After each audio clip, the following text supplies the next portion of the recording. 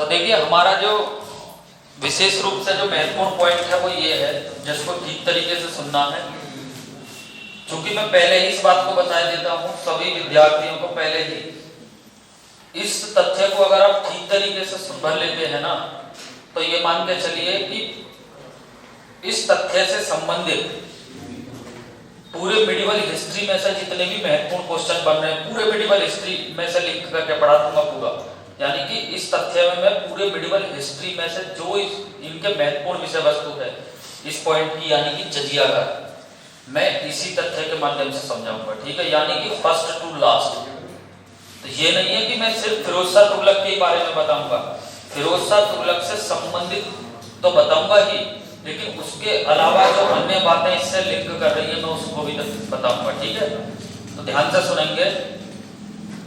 जैसा कि आप सब जानते ही होंगे कि फिरोज शाह तुगलक ऐसे शासक थे जिन्होंने ब्राह्मणों पर भी जजिया कर लगाया था। ये प्रश्न तो आपसे सीधा परीक्षा में पूछा ही जाना है कि ब्राह्मणों पर जजिया कर लगाने वाले शासक कौन थे, फिरोज शाह तुगलक।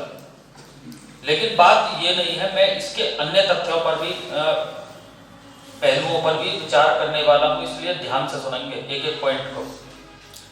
सबसे पहले हमें यह जानना है कि जजिया कर होता क्या है। तो स्टूडेंट ध्यान से सुनेंगे। जजिया कर एक टैक्स है जो कि गैर मुस्लिमों पर लगाया जाने वाला एक धार्मिक कर था। बहुत ध्यान से सुनना है, गैर मुस्लिमों पर लगाया जाने वाला एक धार्मिक कर। यहां गैर मुस्लिमों से अर्थ है कि मुस्लिम छोड़कर अन्य जितने भी लोग हैं उन पर लगाया जाने वाला ये एक टैक्स था, जजिया कर। स्टूडेंट भारत में जजिया कर की शुरुआत कब हुई, जरा ध्यान से सुनेंगे। जब भारत में पहली बार आक्रमण अरब का हुआ और उसका नेतृत्व कर रहे थे मोहम्मद बिन कासिम। तो मोहम्मद बिन कासिम ने जब सिंध पर आक्रमण किया था 712 ईस्वी में, तब जजिया कर की शुरुआत मोहम्मद बिन कासिम के द्वारा भारत में की गई थी। यानी कि ये क्वेश्चन आप सबके क्लियर हो जाना चाहिए। प्रश्न ये पूछा जाएगा परीक्षा में, चाहे परीक्षा दरोगा की हो चाहे कांस्टेबल की हो, दोनों को ध्यान में रखते हुए बता रहा हूं। जजिया कर लगाने वाला भारत में पहले सुल्तान कौन थे, तो मोहम्मद बिन कासिम। कहां लगाया गया था, सिंध पर लगाया गया था और 712 ईस्वी में लगाया गया था। यानी कि मिडिवल हिस्ट्री की शुरुआत ऐसा कह सकते हैं, क्योंकि 712 से लेकर और 1707 मोस्टली मिडिवल हिस्ट्री है। क्लियर? हालांकि आगे भी है लेकिन मोस्टली ये मानी जाती है। तो वहां से जजिया कर की शुरुआत हुई थी। जजिया कर जो है एक धार्मिक कर था। हमेशा याद रखना, कभी आप जाकर भू राजस्व लगा दें तो विशेष रूप से याद रखेंगे भू राजस्व जो कर था वो था खराज। हम खराज की बात नहीं कर रहे हैं, हम यहाँ जजिया की बात कर रहे हैं। आगे पॉइंट याद रखेंगे, जब जजिया कर लगा दिया गया मोहम्मद बिन कासिम के द्वारा सबसे पहले, तो फिर चूंकि अब उस तरीके से वो आगे चलता चला गया, मतलब बैक टू बैक आगे चलता चला गया समय के साथ। फिर ऐसा समय आया मुगल वंश में कि जब अकबर ने उसको पहली बार समाप्त किया। बहुत ध्यान से सुनना, महत्वपूर्ण विषय वस्तु है, इसीलिए एग्जाम में पूछा जाएगा कि अकबर के द्वारा जजिया कर को कब समाप्त किया गया था, तो 1564। बहुत ध्यान से सुनना, पहली बार अकबर के द्वारा जजिया कर को पहली बार कब समाप्त किया गया था, 1564। यानी कि पहले स्टेप में अकबर ने कब समाप्त किया था, 1564। उसके बाद अकबर ने ही 1575 में इसे पुनः लगा दिया था। अब आपको ये क्लियर हो जाना चाहिए कि अकबर ने पहली बार जजिया कर को कब समाप्त किया था, 1564। अकबर ने जजिया कर को कब लगाया था, 1575। और अकबर ने पुनः दूसरी बार जजिया कर को कब समाप्त किया था, 1580। ये फिक्स पॉइंट्स आपको मालूम होने चाहिए। यानी कि जजिया कर से यहाँ इस समय मुगल वंश में कहीं छेड़छाड़ हुई थी, तो ये क्वेश्चन बनने ही बनने एग्जाम में। उसके बाद हमेशा याद रखना है स्टूडेंट कि जब अकबर ने 1580 में जजिया कर को समाप्त कर दिया था दूसरी बार,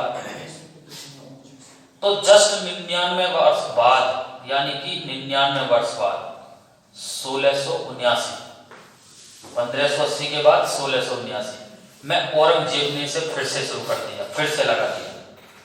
तो कई बार परीक्षा में ये भी क्वेश्चन पूछा जाएगा कि वह कौन से मुगल बादशाह थे जिन्होंने जजिया कर को लगाया था। तो उसमें औरंगजेब अकबर नहीं होंगे तो औरंगजेब याद रखना, क्योंकि औरंगजेब ने 1679 ईस्वी में से पुनः लगा दिया था। अब मैं इनके अंतिम रूप से समाप्ति की बात करता हूं। ये क्वेश्चन शानदार है जो परीक्षा में पूछा ही जाना है कि जजिया कर को अंतिम रूप से समाप्त किसने किया था। 1720 ईस्वी में मोहम्मद शाह रंगीला ने इसे अंतिम रूप से समाप्त किया था। अब आप समझ गए होंगे कि 712 से स्टार्ट होकर जजिया कर और 1720 तक चला है। इस बीच में क्या क्या महत्वपूर्ण विषय वस्तुओं को मैंने आपको इस छोटे से लेक्चर के माध्यम से बताया, ठीक है। तो अब इस विषय वस्तु को किस तरीके से लिखना है, और उसी बीच में ही दिल्ली सल्तनत में क्या होता है। दिल्ली सल्तनत में फिरोज शाह तुगलक ऐसे, जिन्हें हम पढ़ रहे हैं, फिरोज शाह तुगलक ऐसे शासक थे जिन्होंने ब्राह्मणों पर भी जजिया कर लगाया, क्योंकि उस समय ब्राह्मणों पर जजिया कर नहीं लगाया गया था। ब्राह्मणों पर और कई जो है छोड़ दिए गए थे, तो मोस्टली आप याद रखेंगे ब्राह्मणों पर उस समय नहीं लगाया गया था। तो ये क्वेश्चन बनने वाला है, क्योंकि हम फिरोज शाह तुगलक ही पढ़ रहे हैं।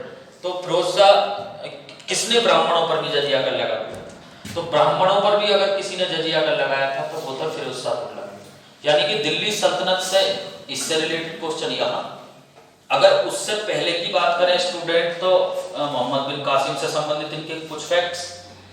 अगर हम मुगल में पहुंच जाते हैं तो अकबर और औरंगजेब से संबंधित कुछ इसके फैक्ट्स, और फिर अंत में पहुंच जाते हैं तो 1720 में मोहम्मद शाह रंगीला से संबंधित कुछ फैक्ट।